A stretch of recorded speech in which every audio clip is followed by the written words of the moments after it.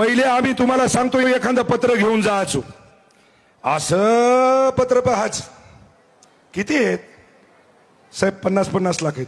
अरे बाप, इतके कुठं पैसे असतात का? आणि ज्या वेळेस बाई मुख्यमंत्री होते त्यावेळेस आम्ही पत्र घेऊन जायचो. अरे डोळे झाकून सह्या केल्या, डोळे झाकून. एकट्या संतोष बांगरच्या मत तेवढ्या आमदाराच्या डोळे झाकून सह्या केल्या, ध्यानात ठेवा. दानशूर माणूस आहे, देना बँक आहे, देना बँक. मला माहित आहे तिकडे लेना बँक आहे. तिथून त्या गेट पासून घरापर्यंत जर जायचं जर म्हणलं तर भाई 50,000चा खिसा मोकळा व्हायचा. याला दे, त्याला दे, त्याला दे, काय तुम्हाला सांगाव. अरे बाप रे बाप, विचारूच नका.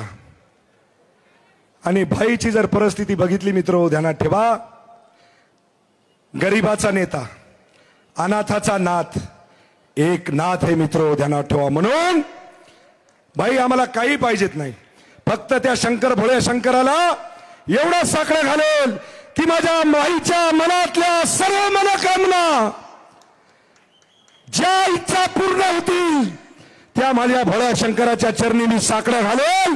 येणाऱ्या काळामध्ये 100% भाई आपल्या मनातल्या सर्व मनोकामना पूर्ण होतील, हीच ईश्वर चरणी प्रार्थना करतो.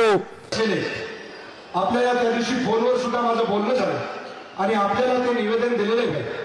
माझ्या मतदारसंघामध्ये भाई 55 ते 60 हजार माझा आदिवासी बांधव आहे. आणि यावेळेस भाई आदिवासी बांधवांनी मला एका शिक्क्याने मला मतदान केलं. त्यामुळे ज्या काही त्यांच्या मागण्या आहेत त्या आपण पूर्ण करसाल, हीच या ठिकाणी मी इच्छा बाळगतो. आणि सुरुवातीपासून ते आतापर्यंत चलत आलेल्या शंभू महादेवाचा गजर करत आलेल्या सर्व कावळधारी शिवभक्तांना व शिवसैनिकांना हा महादेवाचा भक्त हात जोडून साष्टांग दंडवत करतो. व हा महादेवाचा गजर असाच अखंड राहो व माझ्या हातून, माझ्या कुटुंबाच्या हातून या समाजाची दीन दुबळ्या लोकांची सेवा घडत राहो, हीच महादेवाच्या चरणी प्रार्थना करतो. आणि भाईला एकदा सांगा, संतोष बांगरचं काम चांगलं आहे का खराब आहे? मार्जन सांगा तुमचं. चांगलं आहे ना? वाईट तर नाही ना? वाईट काम भाईनं सुधारवलं म्हणून ध्यानात ठेवा.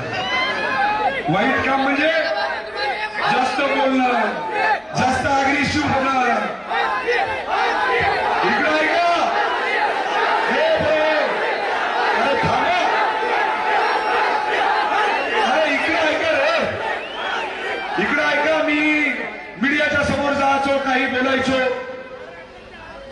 अग्रेसिव्ह व्हायचो. एखाद्या कार्यकर्त्याचं काम नाही झालं की त्या ठिकाणी त्या अधिकाऱ्याकडे जायचो, त्यांना जोरात बोलायचो. पण भाईनं कान मंत्र दिला आणि सांगितलं, ध्यानात ठेव, प्रेमानं संपूर्ण जग जिंकता येते. आणि त्याच भाईचा एक शब्द कानावरती घेतला आणि भाई तेव्हापासून माझ्या तोंडातून एकही ब्रशब्द त्या ठिकाणी निघाला नाही, असं या ठिकाणी मी सांगू इच्छितो. आणि पुन्हा एकदा या कावड यात्रामध्ये आपण गेल्या 3 वर्षापासून सतत भाई आपण या ठिकाणी माझ्या सर्व शिवभक्त शिवसैनिकाला संबोधित करता. एवढ्या 6 किलोमीटर भाई आपण त्या ठिकाणाहून आलात, त्याबद्दल मी आपल्या भाईचे आभार मानतो आणि माझ्या वाणीला विराम देतो. जय हिंद, जय महाराष्ट्र. हरे हरे. जेवले नाही का रे? रस्त्यानं नाश्ता काय काय खाल्लं तुम्ही?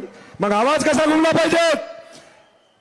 हिंदुत्वाची कावडही ध्यानात ठेवा, हिंदुत्वाची, डुप्लिकेट लोकांची नाही, ही खरी हिंदुत्वाची आणि खऱ्या शिवसेनेची सन्माननीय एकनाथ भाई शिंदेच्या मार्गदर्शनाखाली निघलेली कावड आहे. जय भवानी.